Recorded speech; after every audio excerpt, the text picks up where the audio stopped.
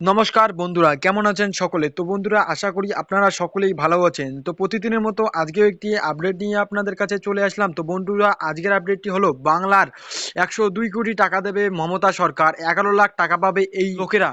তো বন্ধুরা, ১১ লাখ লোকের মধ্যে কি আপনিও পড়েন? এই ভিডিওর মাধ্যমে আপনাদেরকে আমি আজকে বিস্তারিতভাবে বলতে চলেছি। আর কি প্রকল্পের মাধ্যমে এই টাকা আপনাদেরকে দিবে সেটাও কিন্তু বলতে চলেছি। আর কি কি কাজ করতে হবে এই টাকা পেতে গেলে সবকিছু আজকের ভিডিওর মাধ্যমে বিস্তারিত বলতে চলেছি। তো বন্ধুরা, ভিডিওটি স্কিপ না করে কন্টিনিউ করবেন। তো বন্ধুরা, ভিডিও শুরুর আগে আপনাকে যে কাজটি করতে হবে সেটি হচ্ছে ভিডিওটাকে একটি লাইক দিয়ে চ্যানেলটাকে সাবস্ক্রাইব করে পাশে থাকা বেল আইকনটি অন করে রাখবেন, কেননা এই ধরনের ইনফরমেটিভ ভিডিও আমাদের চ্যানেলে প্রতিনিয়ত আপলোড করা হয়ে থাকে।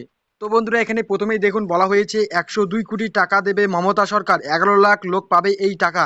এখানে কিন্তু প্রথমেই বলা হয়েছে ১১ লাখ লোকের জন্য এই টাকা বরাদ্দ করা হয়েছে।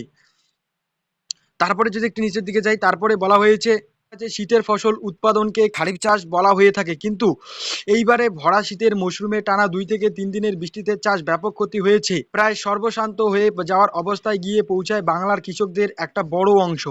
এই ক্ষতির ধাক্কা অনেকেই সামলে উঠতে পারেননি, ফলে সারা বছর কিভাবে সংসার চালাবেন, সন্তানদের নিয়ে কি খাবেন সেই ভাবনাতেই জর্জরিত কৃষকরা।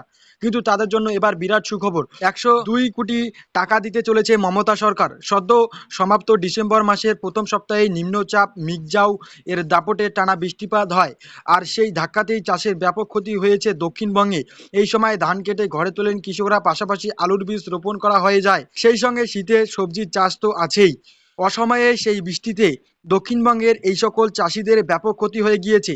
এমনকি গত ৩ থেকে ৪ দিন আগে আবারও শীতের মধ্যে যে বৃষ্টি হয়েছে মধ্যবঙ্গ ও দক্ষিণবঙ্গের একাংশ জুড়ে, তাতেও চাষের ভালো মতো ক্ষতি হয়েছে। এবার সেই ধাক্কা সামলাতেই মমতা বন্দ্যোপাধ্যায় সরকারের একটি বিরাট পদক্ষেপ। গত ডিসেম্বর মাসে আলিপুরের সফরে গিয়ে মুখ্যমন্ত্রী মমতা বন্দ্যোপাধ্যায় বাংলা শস্য বিমার অধীনে ক্ষতিগ্রস্ত চাষিদের ক্ষতিপূরণ দেওয়ার কথা ঘোষণা করেছিলেন। তবে এতদিন সেই অর্থ কৃষকদের ব্যাংক অ্যাকাউন্টে ঢোকেনি, ফলে অনেকের মনেই দুশ্চিন্তা বাড়ছিল, কিন্তু আর চিন্তা নেই।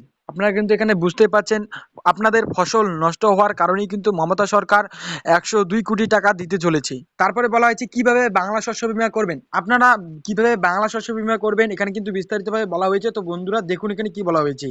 বাংলা শস্য বীমা করার সহজ উপায় হলো দুয়ারে সরকার শিবিরে গিয়ে সংশ্লিষ্ট ফর্ম ভর্তি করে নাম নথিভুক্ত করা। চলতি দুয়ারে সরকার শিবিরেই সেই সুযোগ পেয়ে যাবেন। তাছাড়া পঞ্চায়েত অফিস থেকেও এটি পেয়ে যাবেন। তো বন্ধুরা, আপনারা কিন্তু দুয়ারে সরকার থেকেও কাজটি করতে পারেন, ফর্মটি ফিল আপ করতে পারেন।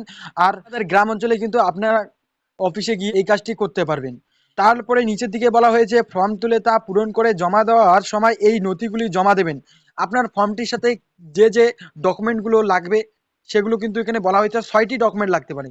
এখানে কি কি বলা হয়েছে, প্রথমটি বলা হয়েছে আবেদনকারী কৃষকদের আধার কার্ড কিন্তু লাগবে।